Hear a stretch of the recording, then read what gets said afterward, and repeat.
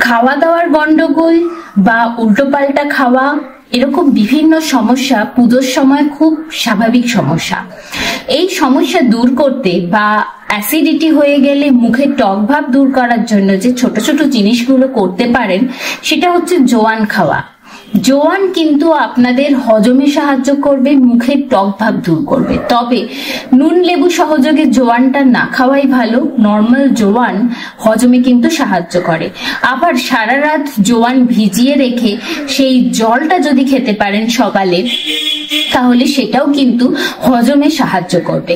আর মুখের যে টক ভাব বা মিষ্টি জাতীয় কিছু খেলেই মুখটা যে প্রচন্ড টকটক হয়ে যাচ্ছে, সেটা দূর করার জন্য চেষ্টা করুন ওরাল হাইজিনটা মেনটেন করা। প্রতিবার খাবার পরে ভালো করে মুখ ধুন, ভালো করে ব্রাশ করুন বা মাউথ ওয়াশ ইউজ করুন।